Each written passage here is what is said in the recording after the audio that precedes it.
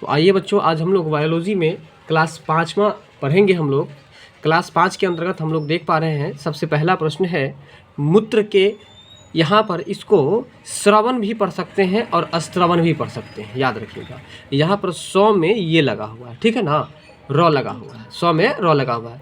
तो श्राव पढ़ सकते हैं आप, तो श्रवण भी यहाँ पढ़ सकते हैं, ठीक है। तो मूत्र के श्रवण को बढ़ाने वाली औषधि कौन सी है, मतलब समझ में आया।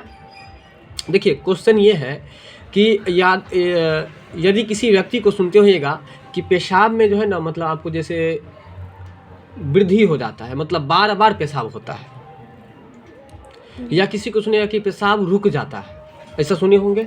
तो ऐसा जो होता है, जब किसी का पेशाब रुक जाता है, उस परिस्थिति में जो दवा है, उस दवा का नाम है, वही पूछ रहा है, डायूरेटिक। बोलिएगा डायूरेटिक। देखिए डायूरेटिक है। अब देखिए यूरे से आपको ये चीज़ याद आ सकता है, क्योंकि पेशाब जो होता है मूत्र, उसको रासायनिक की भाषा में क्या कहते हैं, यूरिया कहते हैं। क्या कहते हैं, यूरिया कहते हैं। जो कि कल आप लोग पढ़े थे कि यूरिया का निर्माण जो होता है वो जो कहाँ पर, यकृत में होता है। और बदलने का काम कौन करता है, प्रोटीन। उसमें उपस्थित प्रोटीन जो है उसको बदलने का काम कर देता है, ठीक है। किसको बदलता है, तो अमोनिया को। किसको बदलता है, अमोनिया को। ये कल हम लोग पढ़े थे। फिर अभी जो क्वेश्चन आ गया आपको कि मूत्र के श्रवण को, मतलब कि पेशाब यदि किसी का रुक जाए और उसके पेशाब को मतलब निकलवाने के लिए, मतलब वृद्धि करवाने के लिए आपको कौन सा उसको दवा देना चाहिए, तो उसका दवा का नाम है डायूरेटिक। क्या नाम है, डायूरेटिक, ठीक है।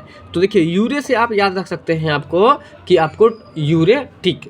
देखिए अब बताते हैं, अगर किसी का मान के चलिए इसका पेशाब रुक गया, पेशाब, इसको हम दवा दिए, तो दवा जब दिए तो दवा देने के बाद इसको पूछेंगे क्या यूरिया निकलता है कि नहीं, तो ये बोलेगा कि हाँ ठीक। क्या बोलेगा, ठीक, यूरिया ठीक, यूरिया ठीक। तो यूरिया ठीक मतलब यूरेटिक। समझ में आ गया आप, यानी कि डायूरेटिक। तो बताइए कि मूत्र के अश्रवण को बढ़ाने वाला, जो श्रवण को बढ़ाने वाली जो औषधि है उसका क्या नाम है, डायूरेटिक। देखिए औषधि मतलब दवा होता है। औषधि मतलब क्या होता है, दवा होता है। अब आपका अगला प्रश्न है कि मूत्र जो है वो बनता है, मतलब कि पेशाब बनता है, तो पेशाब कहाँ पर बनेगा, संग्राहक वाहिनियों में। कल चर्चा किए थे वाहिनी के बारे में। वाहिनी का मतलब हम बताए थे कि क्या होता है, जैसे पानी को निकालने के लिए नाली होता है, उसी तरह से मूत्र जो है यानी कि पेशाब जो बनता है वो आपको कहाँ पर बनेगा, तो देखिए वाहिनी मतलब होता है नाली, और संग्राहक, संग्राहक मतलब होता है संग्रह करने वाला नाली। संग्राहक मतलब इकट्ठा करने वाला। जैसे कि अभी आप पानी को संग्रह करके कहाँ रखे हैं, बोतल में रखे हैं या बाल्टी में रखे हैं, तो ये संग्राहक हुआ। ठीक उसी तरह से आप ये चीज़ समझ लीजिए कि संग्राहक का मतलब होता है जहाँ आप किसी चीज़ को जमा करके रखते हैं। तो यहाँ पर याद रखिएगा कि मूत्र यानी कि पेशाब जो है वो कहाँ पर जमा होगा, तो संग्राहक वाहिकाओं में। कहाँ पर, संग्राहक वाहिकाओं में। संग्राहक वाहिकाओं में। वाहिका मतलब बताए अभी, एक तरह से नली समझ लीजिए, और ऐसा नली जहाँ पर पेशाब जमा होता है। संग्रह मतलब क्या होता है, इकट्ठा करना। संग्रह मतलब इकट्ठा करना, जहाँ पर पूरा मतलब पेशाब बन करके आपको इकट्ठा जो होता है उसको हम लोग संग्राहक वाहिका कहेंगे। बात समझ में आया कि नहीं, ये बता दीजिए। तो अब आप ये बताइए कि मूत्र जो है कहाँ पर बनता है, संग्राहक वाहिका। संग्राहक वाहिनियों में। कहाँ पर, वाहिनियों में, ठीक है। दूसरा है कि आपको मूत्र को बढ़ाने के लिए जो औषधि है, मूत्र को बढ़ाने की जो औषधि है उसका क्या नाम है, डायूरेटिक। देखिए इसको तोड़ के बोलिए, डायूरेटिक। क्या बोलेगा, डायूरेटिक। अब अगला प्रश्न है आपका यक्ष्मा, और यक्ष्मा का मतलब होता है टीबी होता है। क्या होता है, टीबी, जिसका फुल फॉर्म क्या होता है, कल बताए थे आपको, कल के क्लास में हुआ था कि टीबी का फुल फॉर्म होता है ट्यूबरकुलोसिस होता है, ट्यूबरकुलोसिस होता है। तो यक्ष्मा यानी कि तपेदिक बीमारी में जो पैदा होने वाला एक कारक है वह आपको जीवाणु है। क्या है, जीवाणु है। यानी कि टीबी बीमारी में जो आपको टीबी जो बीमारी होता है ना यदि किसी व्यक्ति को, तो वो जीवाणु से होता है। क्या चीज से होता है, जीवाणु से होता है, ठीक है। किससे होता है, जीवाणु से। टीबी का ही दूसरा नाम क्या है, बैक्टीरिया, तपेदिक। उसको तपेदिक कहते हैं, या उसको हम लोग यक्ष्मा कहते हैं, ठीक है। लिख देते हैं यहाँ पर टीबी। बात समझ में कुछ आया कि नहीं आया।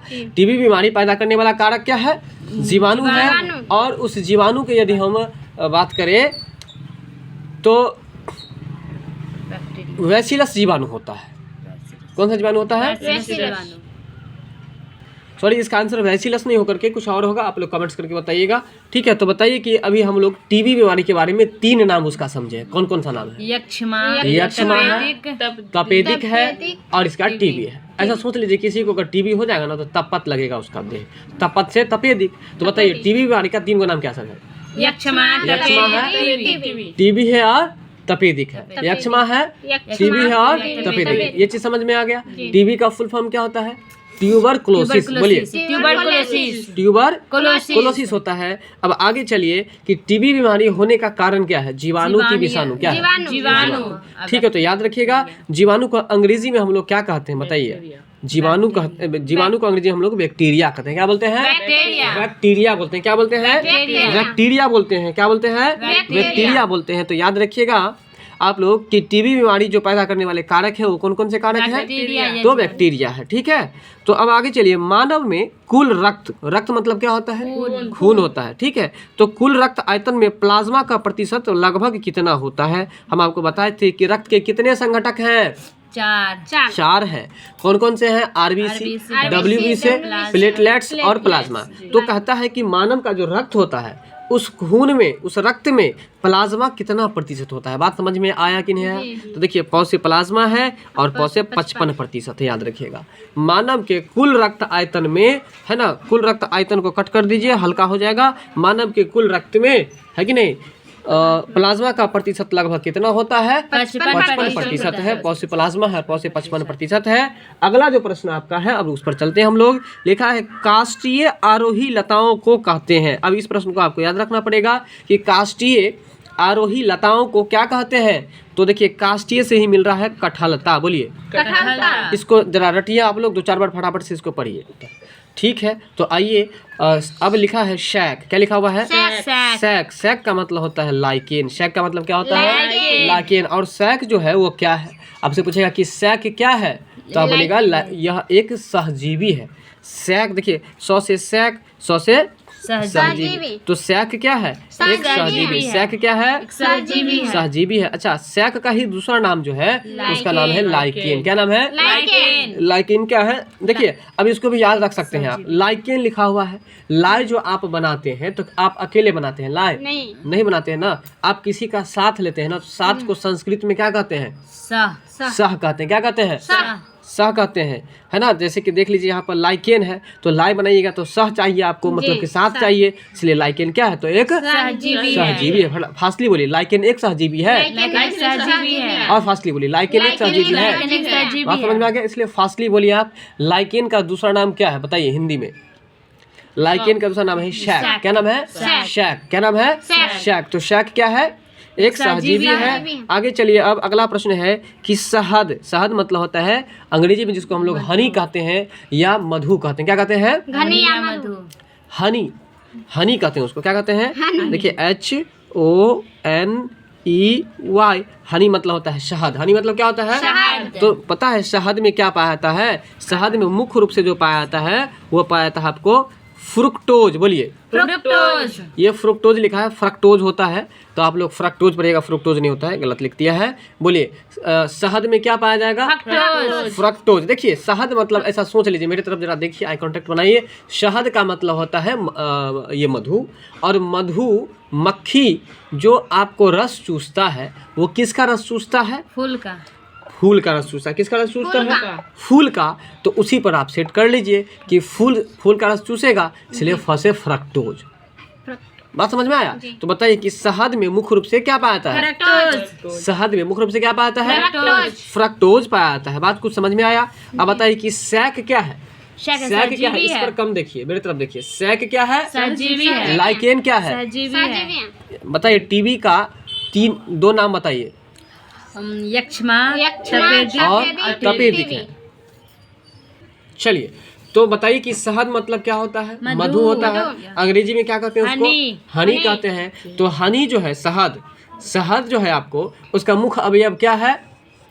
अभी जस्ट बताए थे, फ्रक्टोज। क्या है? फ्रक्टोज है। तो एक बार बताएंगे आप लोग, फटाफट पीछे चलते हैं। बताइए आप लोग कि सहजीवी जो है, सहजीवी के अंतर्गत कौन सा जीव आता है? सैक या लाइकेन। सैक या लाइकेन। सैक या लाइकेन। अब आपका अगला प्रश्न है पाश्चुरीकरण। क्या है प्रश्न? पाश्चुरीकरण। पाश्चुरीकरण जो है एक प्रक्रिया है जिसमें कि दूध को क्या किया जाता है? दूध को गर्म किया जाता है। देखिए अभी मार्केट में जो दूध अवेलेबल होता है उस सब का पाश्चुरीकरण किया रहता है। अगर पाश्चुरीकरण नहीं करेगा तो वो दूध क्या होगा? फट जाएगा, खराब हो जाएगा। ठीक है ना? तो पाश्चुरीकरण एक प्रक्रिया है। पाश्चुरीकरण जो है वो एक प्रक्रिया है। अरे आप दूध कहीं से खरीद के लाते हैं तो उसको उबालते हैं ना, उस उबालने को ही कहाता है पाश्चुरीकरण। नहीं समझ में आया? साइंस की भाषा में उसको क्या कहाता है? पाश्चुरीकरण। तो याद रखिएगा कि पाश्चुरीकरण क्या है? तो एक प्रक्रिया है जिसमें दूध को क्या किया जाता है? गर्म किया जाता है। अब ये पूछता है कि दूध को कितना डिग्री पर और कितना मिनट तक गर्म किया जाता है। ठीक है, तो देखिए इसको दूध को जो क्या आता है 63 डिग्री सेल्सियस पर। कितना पर? 63 डिग्री सेल्सियस पर। और कितना मिनट तक? 30 मिनट तक। 30 मिनट मतलब कि आधा घंटा तक उसको गर्म किया जाता है। किसको? दूध को। तो बताइए दूध को गर्म करने की प्रक्रिया को क्या कहता है? पाश्चुरीकरण कहता है। क्या कहता है? पाश्चुरीकरण कहता है। अब ये बताइए आप लोग कि कितना डिग्री सेल्सियस पर उसको उबालते हैं? 63 डिग्री सेल्सियस पर उसको उबालते हैं। कितना मिनट तक उबालते हैं? 30 मिनट तक। बहुत अच्छा। तो अभी किस प्रक्रिया के बारे में हम लोग पढ़ रहे हैं? पाश्चुरीकरण। इस तरह से ही आई कांटेक्ट बनाए रखिए, इस पर जरा कम ध्यान दीजिए, मेरे तरफ ज्यादा देखिए।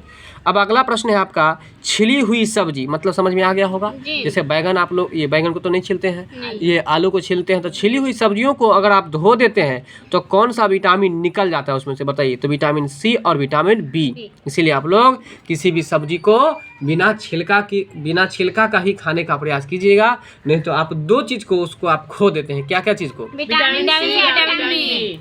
समझ में आ गया? तो याद रखिएगा कि छिलके यदि हटा देते हैं तो कौन कौन सा विटामिन निकल जाता है? विटामिन तो बताइए अब आप लोग कि ऐसा कौन सा विटामिन है जो जल में घुल जाता है? Vitamin C. विटामिन बी और सी दोनों है। बी और सी दोनों है जो जल में घुल जाता है। अब ये बताइए कि बसा में कौन कौन सा विटामिन घुलता है? एडेक यानी कि ए डी ई। बसा में घुलेगा ए डी ई के, और जल में घुलेगा कौन कौन सा? तो बी और सी। ठीक है, बी और सी। अब आगे चलिए, अगला प्रश्न है आपका पीत ज्वर। कौन सा है? पीत ज्वर। देखिए पीत ज्वर है, पीत ज्वर जो है आपको संचारित किया जाता है किसके द्वारा? देखिए यहाँ पर थोड़ा मिस प्रिंटिंग है, तो पीत ज्वर को आप लोग शीत ज्वर याद रखिएगा। क्या याद रखिएगा? शीत ज्वर जो होता है संचारित किया जाता है। पीत ज्वर संचारित किया जाता है। संचारित मतलब क्या होता है? फैलाना। संचारित मतलब फैलाना। तो पीत ज्वर जो फैलाया जाता है वो किस मच्छर के द्वारा? तो मच्छर का नाम है एंडीज मच्छर। कौन मच्छर है? एंडीज मच्छर। एंडीज मच्छर। कौन सा मच्छर है? एंडीज मच्छर। तो बताइए कौन सा ज्वर मतलब क्या होता है? बुखार। तो कौन सा बुखार है जो कि आपको एंडीज मच्छर के द्वारा फैलता है? शीत ज्वर। कौन सा है? शीत। ठीक है, तो आप लोग याद रखेंगे कि शीत ज्वर जो है वह किसके द्वारा फैलता है? तो एक मच्छर है जिसका नाम है एंडीज मच्छर। कौन सा मच्छर है? एंडीज मच्छर। देखिए शीत ज्वर में होता क्या है कि पहले पेशेंट को शीत लगता है, शीत मतलब कि ठंडा लगता है, और इसके बाद उसको बुखार आता है। तो इसलिए याद रखिएगा कि शीत ज्वर जो होता है वो संचारित जो किया जाता है किस मच्छर के द्वारा? एंडीज मच्छर के द्वारा वह आपको संचारित किया जाता है। बात समझ में आ रहा है? अगला प्रश्न है आपका लिटमस। क्या चीज है? लिटमस जो प्राप्त किया जाता है वो किससे प्राप्त किया जाता है? लिटमस जो प्राप्त किया जाता है वो किससे प्राप्त किया जाता है? लाइकेन से। लिटमस किससे प्राप्त किया जाता है? लाइकेन से प्राप्त किया जाता है। बात समझ में आ रहा है? लिटमस जो है वो किससे प्राप्त किया जाता है? लाइकेन से। अब बताइए लाइकेन आ गया, अब आपको कुछ मन में याद आ गया होगा कि लाइकेन क्या है? सहजीवी को सहजीवी है बिल्कुल। और लाइकेन को हम हिंदी में क्या कहते हैं? शैक। क्या कहते हैं? शैक। तो बताइए कि लिटमस जो आप प्राप्त करते हैं, जरा ध्यान दीजिए, याद ही हो जाएगा आपको। देखिए लॉ से लिटमस है और लॉ से आपको लाइकेन है, यानी कि लिटमस जो प्राप्त किया जाएगा वो क्या चीज से? लाइकेन से। लिटमस किससे प्राप्त किया जाएगा? लाइकेन से प्राप्त किया जाएगा। लिटमस क्या चीज प्राप्त किया जाएगा? लाइकेन से प्राप्त किया जाएगा। अब आपका अगला प्रश्न है पहला सफल हृदय प्रत्यारोपण। देखिए पहला सफल हृदय प्रत्यारोपण। हृदय प्रत्यारोपण समझते हैं? देखिए आप सुने होंगे कि किसी पेशेंट को दिल का ऑपरेशन हुआ है। जब किसी को धड़कन का बीमारी होता है तो उसको दिल का ऑपरेशन होता है, या यदि किसी को दिल ही नहीं होता है, किसी को यदि दिल ही नहीं होता है तो उसको दिल जो है सो दूसरे रोगी का रोगी नहीं, मतलब दूसरे अच्छे व्यक्ति से ही, जैसे आप लोग सुनते हैं ना कि जी। पोस्टमार्टम होता है जी। लाश का, तो एक्सीडेंटल वाला जो होता है, एक्सीडेंट जो कराता है ये कोई व्यक्ति, जी। तो उसका दिल और फेफड़ा किडनी सब क्यों निकालता है? दूसरे व्यक्ति को यूज हो जाएगा। क्योंकि वो तो मर ही गया है, जी। उसमें से निकाल करके और दूसरे को यूज करता है। बात को समझ में आ रहा है कि नहीं समझ में आ रहा है? तो वही दिल और किडनी फेफड़ा सब जो रखा हुआ रहता है तो दूसरे व्यक्तियों को लगाया जाता है। बात समझ में आ रहा है? तो वही कह रहा है कि सबसे पहले जो हृदय प्रत्यारोपण किया था वो किसने किया था? प्रत्यारोपण मतलब होता है पुनः से रोपना। जैसे धन रोपनी आप करते हैं तो एक बार धान का बिया छींट देते हैं और इसके बाद फिर उसको क्या करते हैं? उखाड़ते हैं और फिर क्या करते हैं? रोपते हैं। तो वो क्या हुआ? प्रत्यारोपण हुआ। यही बात है, दिल एक बार निकाल दिए और इसके बाद फिर जो लगाए तो उसको हम लोग कहेंगे हृदय प्रत्यारोपण। बात समझ में आ गया? तो सबसे पहले जो कि सफल भी हुआ था, मतलब कि सक्सेस भी हुआ था, हृदय मतलब दिल, हृदय प्रत्यारोपण जो किया गया था किसने किया था? तो C.N. बनार्ड ने। किसने? C.N. बनार्ड ने। किसने? पहला सफल हृदय प्रत्यारोपण किसने किया था? C.N. बनार्ड ने। देखिए, क्योंकि जब दूसरा बार में जब दिल लगाया तो एक तरह से समझिए एक बनावटी दिल हो गया वो ना। जी। क्या? तो बनावटी मतलब बनावटी मतलब बनार्ड, इसलिए C.N. बनार्ड। समझ में आया कि नहीं मेरा बात? चलिए, अब है चेचक के प्रति टीकाकरण में प्रयुक्त होता है जीवित प्रतिरक्षियों को। कहा कि चेचक के प्रति टीकाकरण में प्रयुक्त होता है ना? इस प्रश्न को आप लोग छोड़ देंगे, है ना? इसमें कुछ छुटा हुआ है। अगला प्रश्न है आपका जॉन्डिस, जिसको हम लोग बोलते हैं हिंदी में पीलिया बोलते हैं और गांव घर में उसको डॉन्डिस बोल देता है ना। तो इसका शुद्ध नाम आज आप लोग पढ़ लीजिए कि पीलिया का जो शुद्ध नाम अंग्रेजी में है उसको हम लोग क्या कहते हैं? जॉन्डिस कहते हैं। और जॉन्डिस जो है किसका प्रतीक है, यानी कि किसका संकेत है? यानी कि कहने का मतलब यदि किसी व्यक्ति का आंख पीला हो, किसी का शरीर पीला हो, तो यह किसका प्रतीक है? प्रतीक मतलब संकेत। वह क्या संकेत करता है? यदि आपका मन गिरा हुआ होता है तो हम समझ लेते हैं कि शायद इसका तबीयत खराब है, तो वो एक प्रतीक है ना। जी। उसी तरह से यदि किसी व्यक्ति का पैर ये चेहरा पीला है या आई पीला है, पेशाब पीला होता है, तो वह किसका संकेत है? क्या संकेत करता है? वह संकेत करता है कि उसके लीवर में बीमारी हो गया है। किसमें? लीवर की बीमारी हो जाने से, यानी कि जॉन्डिस हो जाने से आपका आंख पीला हो जाता है। तो वही बात है, अगर पीलिया आपको हो गया तो वह किसका प्रतीक है? तो वह प्रतीक है आपको यकृत यानी कि लीवर की बीमारी का। किसका? लीवर की बीमारी का वह प्रतीक है। बात कुछ समझ में आया कि नहीं समझ में आया? तो बताइए जॉन्डिस किसका प्रतीक है? यकृत की बीमारी का। अगला प्रश्न है अष्टभुज। क्या है? अष्टभुज है, जिसको हम लोग ऑक्टोपस भी कहते हैं। क्या कहते हैं? ऑक्टोपस भी कहते हैं। ठीक है। अष्टभुज घोंघा, सीप या यूनिया को फाइनल में शामिल किया जाता है। देखिए, फाइनल में इसको कट कर दीजिए। ठीक है, इतना याद रखिएगा। अष्टभुज बोलिए। उसको अंग्रेजी में क्या कहते हैं? ऑक्टोपस। क्या बोलते हैं? हिंदी में फिर उसको हम लोग कहते हैं घोंघा और अंग्रेजी में उसको स्नेल बोलते हैं। क्या बोलते हैं? फिर हिंदी में बोलते हैं सीपिया मतलब हम लोग गाँव में बोलते हैं उसको खुरचन। क्या बोलते हैं? खुरचन। उसी को कहता है साइंस की भाषा में सीपिया। इसके बाद है यूनिया, इसको हम लोग शामिल जो करते हैं वह किस प्रकार के जीव में? तो याद रखिएगा मोलस्का। कौन से जीव है? मोलस्का। क्या है? देखिए, अभी का समय ऐसा हो गया कि घोंघा भी आपको मोल खरीद के खाना पड़ता है। उसके साथ में सीपिया मतलब खुरचन का भी सब्जी होता है, खाएं आप लोग? खुरचन का भी सब्जी होता है, वो भी आपको मोल खरीद के खाना पड़ता है। साथ में यूनिया ये खरीदिएगा तो वो भी आपको मोल खरीद के खाना पड़ता है। तो मोल इसलिए हम बार बार रिपीट कर रहे हैं कि आपको मोलस्का ग्रुप में आता है, मोलस्का समूह में आता है, इसलिए आप याद रखिएगा। कौन कौन सा चीज मोलस्का ग्रुप में आता है बताइए? घोंघा आता है, सीपिया आता है, खुरचन तो होगा नहीं, सीपिया होगा, और इसके बाद क्या क्या होगा? यूनिया होगा। ये तीन चीज तो याद हो गया होगा। एक चीज और याद रखिएगा, ये है अष्टभुज, जिसको अंग्रेजी में हम लोग कहते हैं ऑक्टोपस। क्या बोलते हैं? ऑक्टोपस। और ये ऑक्टोपस जो है आपको किस ग्रुप में आता है? मोलस्का ग्रुप में। किस में आता है? बताइए। तो मोलस्का ग्रुप में क्या सब आता है बताइए? सबसे पहले अष्टभुज आता है, और अष्टभुज को जो अंग्रेजी में हम लोग कहते हैं ऑक्टोपस कहते हैं। देखिए, अगर आप लोग मेरे सामने में याद नहीं कर पाएंगे ऑफलाइन तो ऑनलाइन नहीं हो पाता, इसलिए मेरे सामने बोलिए आप लोग। सबसे पहला है मोलस्का ग्रुप, और मोलस्का ग्रुप के अंतर्गत जो आता है सबसे पहला है आपको अष्टभुज, जिसको हम देखिए अष्टभुज उसको इसलिए कहा गया क्योंकि वो जो जीव होता होगा ना उसको 8 भुजा होता होगा। मतलब इस तरह से शरीर का आकार ढांचा होगा कि लगता होगा कि उसको 8 भुजा है। तो अष्टभुज है जिसको अंग्रेजी में हम लोग कहते हैं ऑक्टोपस, दूसरा है आपको घेंगा जिसको अंग्रेजी में कहते हैं स्नेल, और तीसरा है आपको सीपिया, और चौथा है आपको यूनिया। ये सब जो जितने भी जीव हैं ये चारों जीव आते हैं मोलस्का ग्रुप के अंतर्गत। किसके अंतर्गत? मोलस्का ग्रुप के अंतर्गत आते हैं। ठीक है, चलिए अब आपका अगला प्रश्न है, चलिए अब आपका अगला प्रश्न है बच्चों कि भारत के कहाँ के? तो पहले आप लोग बताइए, क्वेश्चन तो हम लोग बाद में पढ़ेंगे, कि भारत जो है भारत के उत्तर में क्या है? नेपाल है। भारत के उत्तर में क्या है? नेपाल। अच्छा, भारत के दक्षिण में क्या है? बताइए। दक्षिण में है हिंद महासागर, पूरब में क्या है? बंगाल की खाड़ी, पश्चिम में क्या है? अरब सागर है। बात समझ गई? भारत की चौहद्दी है। अब चलिए जरा ध्यान दीजिए, आप जो बता रहे हैं वो बिहार की राजधानी है, वो बिहार की चौहद्दी है। उत्तर में नेपाल, दक्षिण में झारखंड, पूर्व में पश्चिम बंगाल, पश्चिम में उत्तर प्रदेश। ठीक है ना? तो आइए, भारत का राष्ट्रीय प्राणी का वैज्ञानिक नाम क्या है? अब देखिए यहाँ पर प्रश्न को जो है ना थोड़ा सा ज़्यादा घुमा दिया है। अब पहले भारत का राष्ट्रीय प्राणी यदि किसी को पता होगा तो हमको आसानी से ये चीज़ याद हो जाएगा। तो भारत का राष्ट्रीय प्राणी का वैज्ञानिक नाम पूछ रहा है, तो भारत का राष्ट्रीय प्राणी क्या होता है बताइए? भारत का राष्ट्रीय प्राणी किसको घोषित किया गया है? भारत का राष्ट्रीय जानवर कौन सा है? बाघ है। क्या है?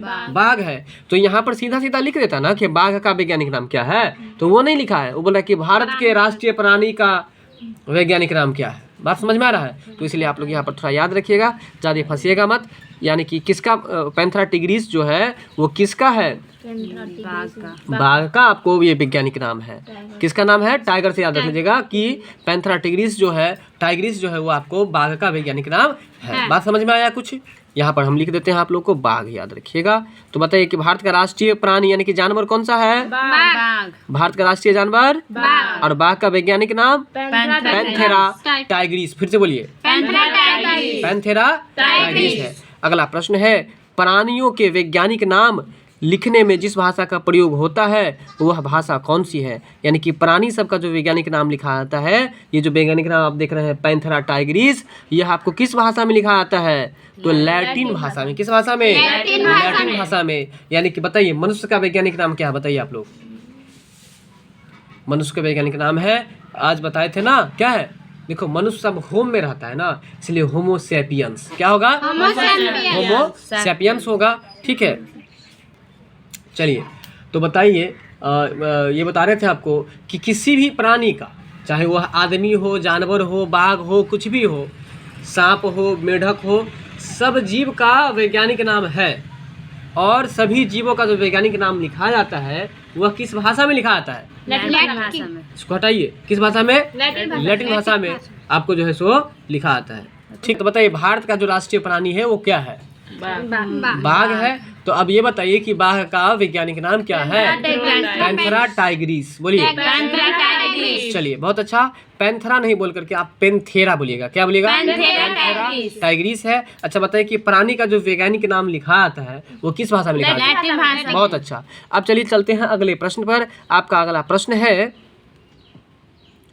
ECG, जो कि कल बताए थे, हम कल चर्चा किए थे कि जब ECG कहीं पर आए, यानी कि E, C और G, जब ये ECG कहीं पर आए तो ECG जो है यह एक हृदय से संबंधित जांच होता है। क्या होता है? हृदय से संबंधित जांच। अगर किसी को धड़कन की बीमारी है तो उसको जो जांच होगा, या धड़कन मतलब कि आपको हृदय से संबंधित जो भी बीमारी है उसमें आपको यह जांच किया जाता है जिसका नाम है ECG। फिर से बताइए, ECG। अगर आपसे पूछ दे वहीं पर कि EEG, क्या पूछे? EEG। तो बताइए कि EEG जब रहेगा, क्या रहेगा?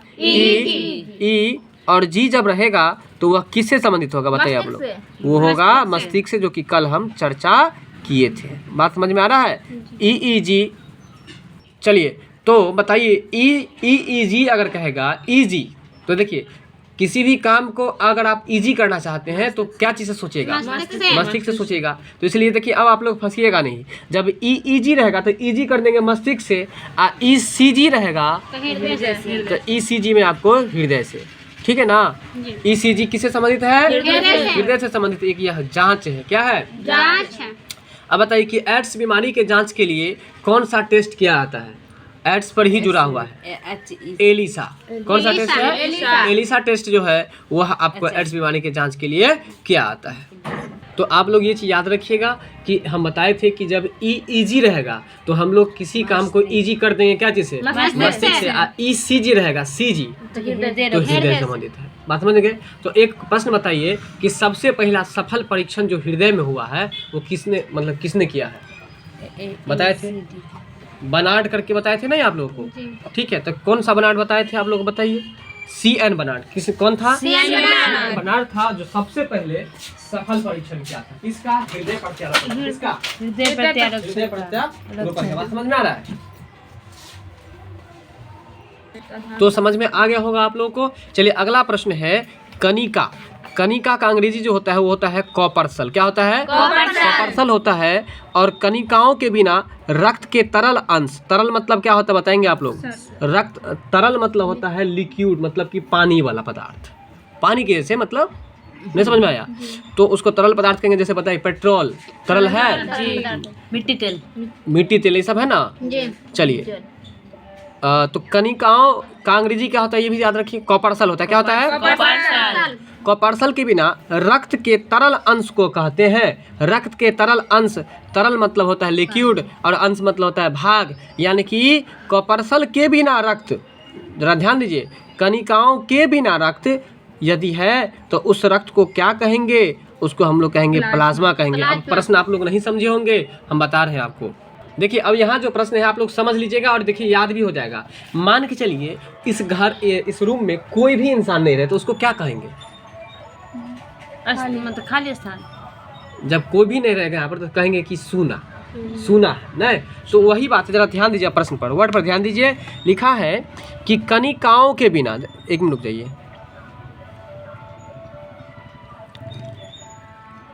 कनिकाओं जिसका अंग्रेजी होता है कॉपर्सल, फिलहाल कॉपर्सल को छोड़ दीजिए। कनिकाओं के बिना यदि रक्त है, मतलब कि खून में 4 तरह की चीज पाए जाते हैं ना। कितने तरह की चीज पाए जाते हैं? कौन कौन सा पाया जाता है? RBC, प्लेटलेट्स और प्लाज्मा। तो कहता है कि यदि रक्त में, कहता है कि कनिकाओं के बिना रक्त, यदि रक्त, देखिए थोड़ा उल्टा किया है, मतलब कि यदि रक्त में क्या नहीं है? कनिका नहीं है। कनिकाओं के बिना रक्त, मतलब कि रक्त में क्या नहीं है? कनिका नहीं। यदि रक्त में कनिका नहीं होगा तो उसको क्या कहेंगे? उसको प्लाज्मा। अब अभी प्रश्न समझे कि नहीं समझे आप लोग बताइए? तो उसी को ऐसे लिख दिया है कि कनिकाओं के बिना रक्त के तरल अंश को कहते हैं। तो क्या कहते हैं? प्लाज्मा कहते हैं। बात समझ में आया? अब चलिए अब आपका अगला प्रश्न है मानव के शरीर में। ये प्रश्न भी आप लोगों को पहले से आता है। आपके शरीर में सबसे ज्यादा कौन सी मात्रा पाई जाती है, मतलब कौन सा चीज पाया जाता है बताइए? रक्त पाया जाता है। देखिए मानव शरीर में प्रचुर मात्रा में जो मिलता है, कौन सा तत्व मिलता है? तो ऑक्सीजन मिलता है। अगर ऑक्सीजन नहीं रहे तो आप जीवित नहीं रह पाएंगे। और ऑक्सीजन का सूत्र क्या होता है? चलिए आगे चलते हैं हम लोग। दिल की फुसफुसाहट, दिल की फुसफुसाहट, फुसफुसाहट मतलब क्या होता है बताइए? दिल जो पंप करता है, पंप का मतलब क्या होता है? जैसे कि साइकिल में हवा देते हैं ना तो आवाज आता है ना, फुसफुस की आवाज आती है कि नहीं? वही बात है, बॉडी में जो पंप करता है तो उसकी जो फुसफुसाहट होती है, तो वो कहता है कि फुसफुसाहट से क्या पता चलता है? दोषपूर्ण कपाट पता चलता है। डॉक्टर को देखते हैं, जब आप डॉक्टर के पास जाते हैं तो आपके चेस्ट पर, आपके पीठ पर स्टेथोस्कोप लगाता है। क्यों लगाता है? और कहता है आपको सांस लो।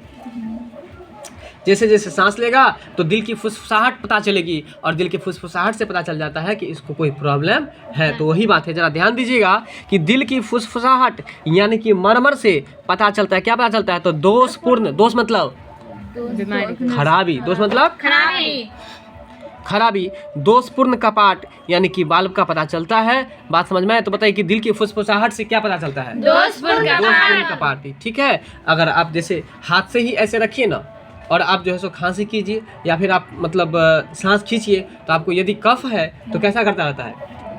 घरघराता रहता है। तो वही बात है, स्टेथोस्कोप इसलिए लगाया जाता है कि उसमें थोड़ी सी भी आवाज ना आसानी से पता चल जाता है। अब समझ में आया स्टेथोस्कोप लगाने का कारण? चलिए अगला प्रश्न है अमीबी लिख दिया है जो कि गलत है, अमीबा होगा। अमीबा पेचिस पैदा होती है। अमीबा पेचिस जो पैदा होती है वो किसके द्वारा? एंट अमीबा हिस्टोलिका के द्वारा। किसके द्वारा? अमीबा पेचिस जो पैदा होती है किसके द्वारा? एंट अमीबा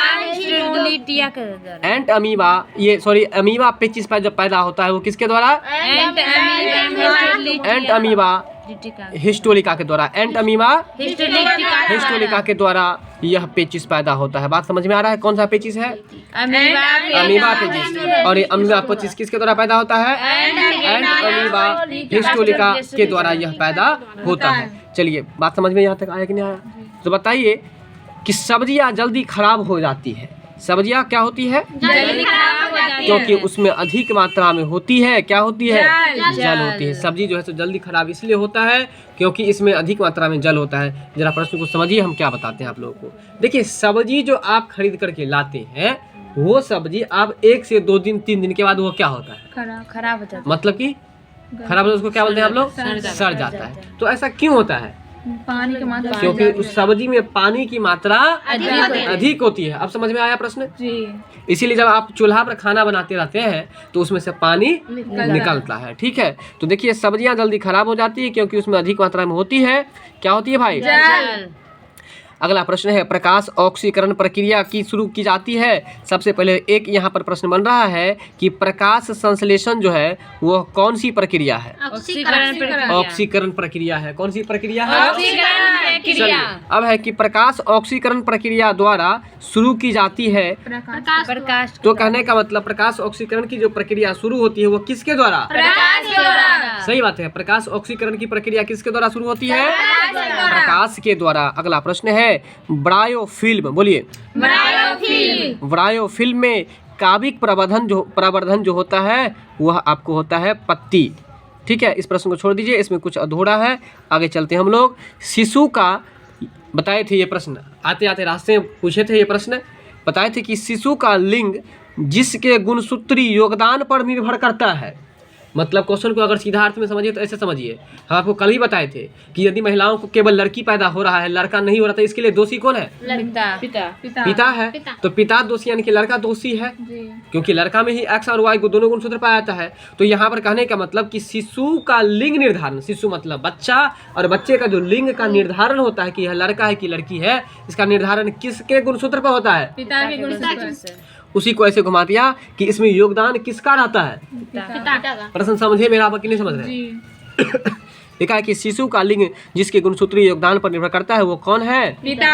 पिता है। तो बताइए कि पिता में कौन कौन सा गुणसूत्र पाया जाता है? तो बताइए कि मनुष्य में कितना गुणसूत्र पाया जाता है? 46। कितना? 46। मनुष्य में कितना गुणसूत्र पाया जाता है? 46। अगर जोड़ी में पूछे तो 23 जोड़ी। अब देखिए जोड़ी की चर्चा यहाँ पर इसलिए की गई है कि कभी भी गुणसूत्र होता है ना तो जोड़ा बनता है। जैसे महिलाओं का एक्स आ जाता है और पुरुषों का एक्स आ जाता है, तो देखिए जोड़ा बन गया ना। नहीं समझ में आया? महिलाओं का एक्स आ गया, पुरुष का वाई आ गया। जब तक ये दोनों गुणसूत्र नहीं मिलेगा तब तक बच्चा का निर्माण नहीं होगा। बात समझ में आ रहा है कि नहीं आ रहा है?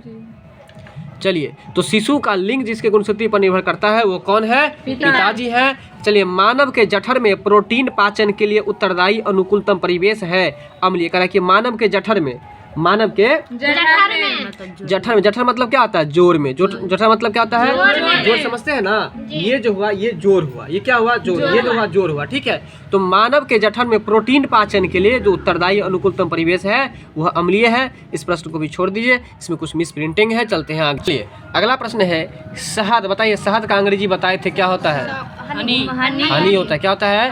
हनी होता है। तो शहद बनाया जाता है किसके द्वारा? तो कर्मी मधुमक्खियों के द्वारा रसदार पौधों के फल, शकरा की चुनिंदा अवचूषण और अपने गटों में संसाधन के द्वारा।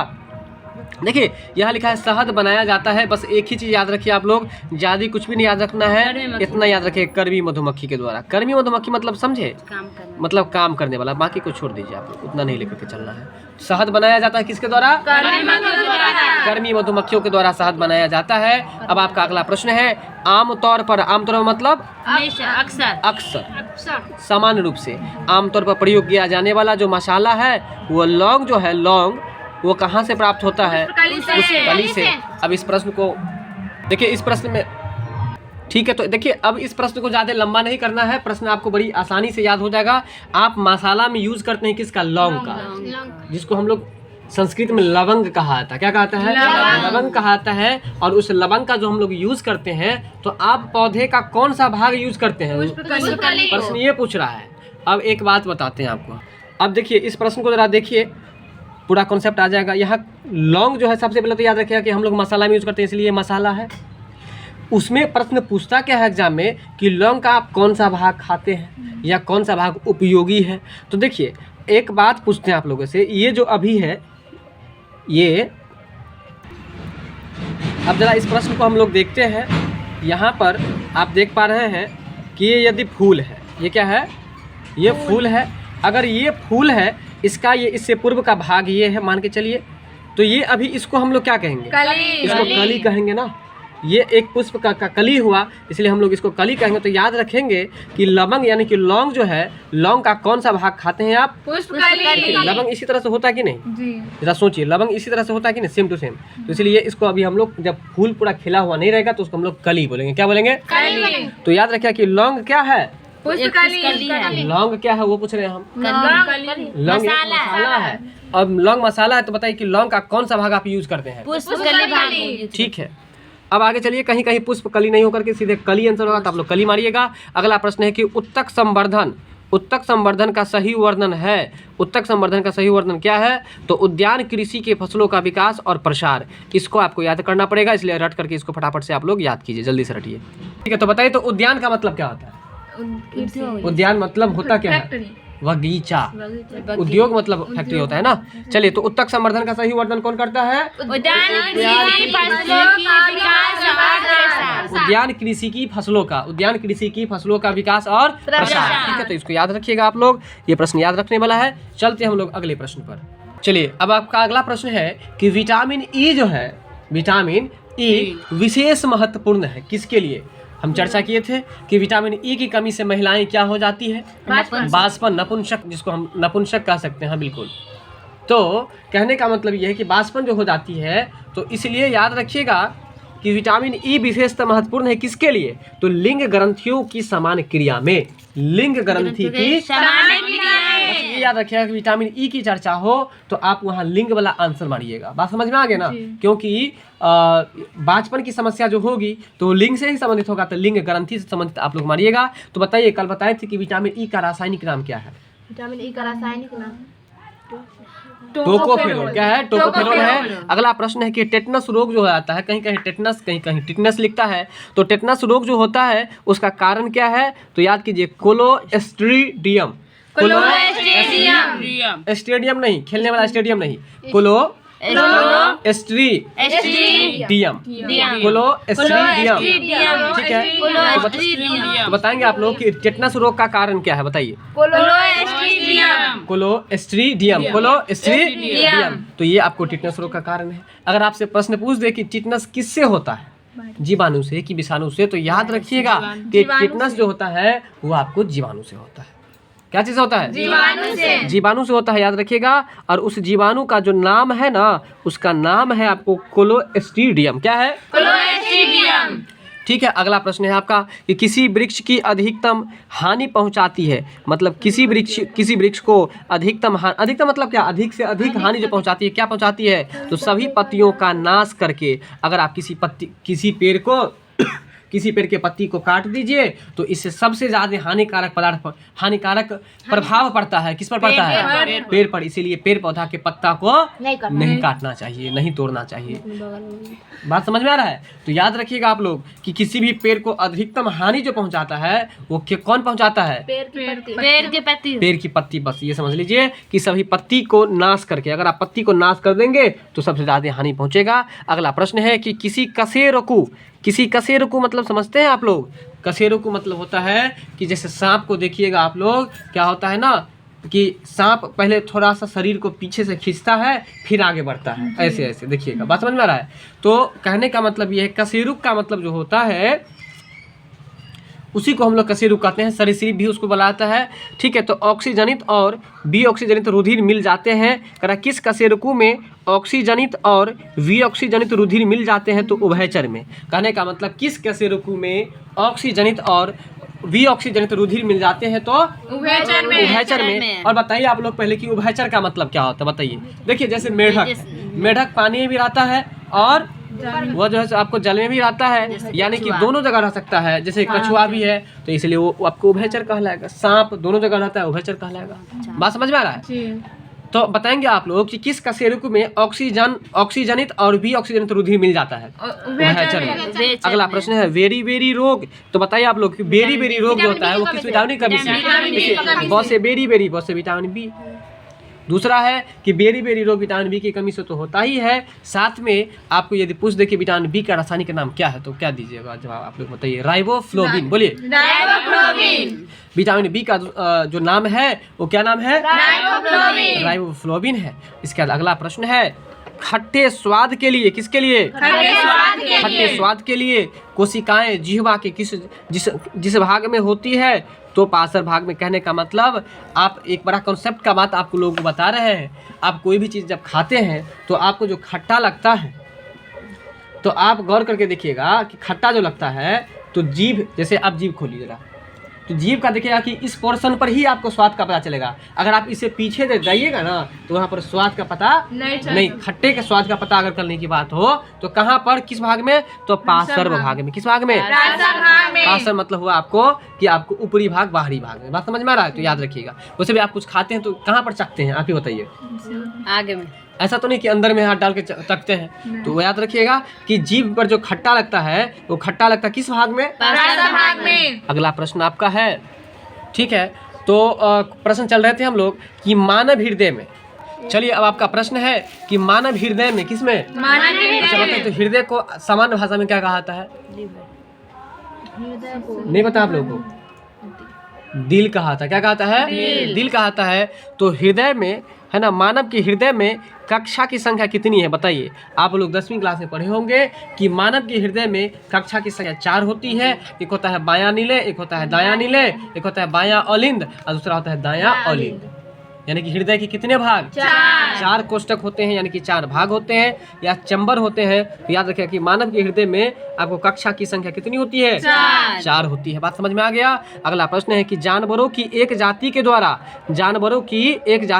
उसी जाति के अन्य सदस्यों को आकर्षित करने के लिए मोचित किए बिना रासायनिक द्रव्य है कौन सा? तो फेरोमोन। जानवरों की एक जाति द्वारा उसी जाति के अन्य सदस्यों को आकर्षित करने के लिए मोचित किए जाने वाला एक रासायनिक जो द्रव्य है वो आपको है फेरोमोन है। ठीक है, इस प्रश्न को अभी आप लोग छोड़ दीजिए, ये प्रश्न हम आपको बताएंगे। ठीक है, इसका कॉन्सेप्ट तो बहुत अच्छा है, लेकिन कुछ ऐसा बायोलॉजिकल कुछ कंटेंट है जो बोलने में नहीं हो पा रहा है आप लोगों के पास, इसलिए नहीं हम बोलेंगे आप लोगों को। ठीक है, तो इसे याद रखिएगा। तो बताइए कि मानव के हृदय में आपको कितने कोष्ठक? 4 को है। अच्छा बताइए कि खट्टे स्वाद के पता लगने के लिए जीवा का कौन सा भाग होता है? पार्श्व बोलोगे तो पिछला भाग हो गया, पार्श्व भाग। ठीक है, बताइए किस कशेरुक में ऑक्सीजनित और बी ऑक्सीजनित रुधिर मिल जाता है? उभयचर में। किसमें? उभयचर में। ठीक है, वीडियो अच्छी लगी हो तो लाइक शेयर सब्सक्राइब जरूर कीजिएगा। Thanks for watching this video.